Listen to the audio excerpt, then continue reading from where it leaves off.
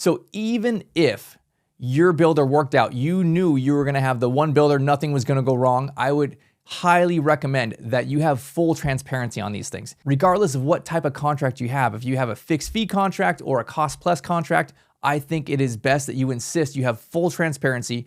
You see all of the subs numbers, you know exactly what the builder's percentage is, what their profit margin is, what their general conditions are, and you see here are all the numbers.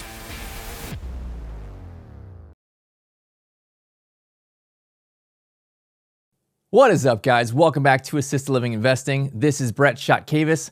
I build and operate memory care mansions, and I want to share today some lessons learned, some kicks in the face that I got, and how I was able to recover from it. So as we are building out our neighborhood of mansions, we were actually about to break ground. This is a couple months ago, and my builder quit. Like, we were right at the start line, right? Like, we had the builder, it was been approved by the bank. We had all our hard numbers. We were like contract about signed, like ready to go. And then the whole thing hit the fan. So I want to share, because this is something that I learned some fantastic lessons on. I was able to land on my feet and actually end up in a better spot with a new builder and actually save some money with this kind of deal. So let me unpack this for you. So we're working with a local builder here in Georgetown, Texas, and we're building 2 of our 4 mansions, right? We have 8 acres. We're building 2 of them in phase 1 with all the infrastructure, utilities, site work on phase 1, and then we'll come back later and build phase 2. So it's actually a really big project, right? 2 of these mansions, they're about 10,000 square feet each, and then a whole bunch of site work and utilities. And so I had been working with this local builder who has a great reputation in the city. We had been spending probably 9 months together because I got them involved early. I got a bunch of different bids. I found out, hey, this company, this guy here, I like working with. They're very trustworthy. They got a great reputation in the community. They built a lot of great stuff. And so I got them involved on the front side. We got some rough, kind of loose bids, and then we continued to work together for several months as I'm going through permits, as I'm getting different comments back from the city and adjusting for those. So there was a lot of back and forth, and I really trusted these guys. I liked these guys. And then all of a sudden, things got a little weird. I started getting communication from the head guy of this building company that, like, he's asking for kind of unrealistic draw requests, unrealistic expectations, things that we had not talked about before. He was like, hey, here's the way we're gonna have to do it, or, you know, I'm not gonna be able to do the deal. And it's like, wow, this is kind of strange, right? Like, we had been talking, we've been pretty open and honest about how we're gonna do these things, and it was just coming out of left field.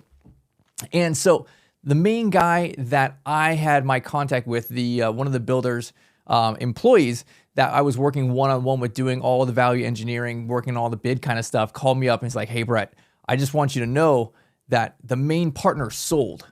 He sold, and this new guy that you're getting all this information from, who's asking for all these different requests, he's the new partner. He bought the main guy out, right? And the main guy is gone. Like, so it ended up being that we were just about to break ground. We were like 3 weeks away, and the main partner for this building company sold to someone else who actually had no experience with commercial real estate, had no experience building what we were building. And the new guy was like, well, you know, we have this kind of agreement, you know, we'll do it.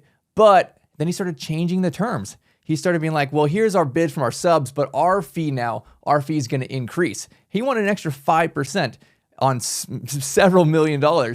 And it was like, okay, well, where did this come from, right? Right out of left field. And the gist of it was the builder didn't want to do the deal. The new guy didn't have experience in it, wasn't in his wheelhouse. He wasn't comfortable with the deal. And the old guy didn't want to tell me, hey, by the way, I'm selling the company. Kind of not a move I appreciated. And so now I'm sitting here like, well, okay, we're at the final line here to, you know, go sign loan docs, get everything ready, break ground. And now I got an option here of a builder who has no experience in this, who kind of doesn't really want to do it. At least that's what his employee kind of bluntly told me. And someone who's saying, well, I will do it, but I'm charging an extra 5% on my fee. And it's like, man, like, that's a crappy place to be, right? I was right there, so gung-ho, so excited, been through all these hoops. And now it's like, crap, I can't reasonably work with this guy. He doesn't even want to do it. He does not have my best interest in mind. So now what do I do? Now, here is one of the lessons that I learned. because I had been working with this builder for about 9 months. They had put in many hours, maybe pushing 100 hours on my project, right? And they probably had a lot of overhead towards this. So they said to me, hey, Brett, you know what? We've done all these things. You're getting close, but if we're going to work together on this, I know we're not ready to sign the contract yet, but if we're going to do this, I need a commitment from you. And I need a written commitment and a financial commitment. And so, I wasn't sure about this. 20K is not a drop in the bucket. So I went to our third-party construction consultant, the one who reviews our contracts, who goes over the scope of work, who's going to come and check the project month by month. And I'm like, hey, here's what they're requesting. Does this seem reasonable? Is this kind of in line with the industry? And they're like, yeah, that's pretty reasonable. They probably have more expenses than 20 grand if you've said they spent this many hours on them. I'm like, all right, well, it kind of is what it is, right? We were right at the finish line. And I'm like, okay, here's the check for 20 grand. I signed the LOI. And then I find out like 2 weeks later, right? Oh, by the way, we just sold. So I kind of thought that was a little shady on the builder's part. But nonetheless, so I reached out to my attorney and said, hey, what's the deal here, right? I just signed this agreement. I paid him 20 grand. Now they're changing the terms on me. And he pretty much said that, it was a non-binding agreement, that I didn't have any recourse for it. And the gist of it was I was kind of SOL. So now I am what I think is about to start construction, and now I'm clearly delayed. I have apparently lost 20 grand, and I have no builder, and I'm supposed to be starting to break ground like the following month. And it's like, crap, now what do I do? Working fantastic for me. But let me tell you why. Here are some of the important things that I did along the way. So I said that we had been working with this builder for 9 months. And one of the things that's vitally important for me is open and honest transparency. I want to see all of your numbers. I'm going to show you, here's everything on my side. I want to see, what are your numbers? What are the subs coming back? What are all these bids looking like? And to kind of expand on that, I don't want to see one number. Don't show me the bottom number at the bottom of the page, right? That's important, but I want to see every other number above that. I want to see every single sub. What's my concrete number? What's my framing number? What's my plumbing, my electrical, my sheetrock, everything all the way down the line. And not only do I want to see those numbers, I want to see all of those itemized scope of work. I want to see everything that is in the concrete bid. I want to see every piece of lumber. I want to see all the labor and the materials broken out. And this was not unreasonable, because this was not our first and only conversation about a number. We had been working together through these things as I am getting my permits finalized, as I'm getting comments back from the city and saying, hey, we need to change this. So let's revisit this sub. So we had been working together and going through and saying, hey, you know what? Let's do some value engineering on these things, right? Let's get the framing back. Can we go back to the engineer? Can we do any type of value engineering on this? What about our slab? What about our windows, our doors, our roof trusses? So many different things. Literally every single item on our mansions, I went through one at a time. There's probably 150 of them. And we looked at pricing and materials and labor costs on every single one of these. And we talked through, how can we create the best product for the least amount of money, right? Here are the things that are important for me, and I want to spend more money on it. These are things that are kind of fluff and will make no additional money for sales.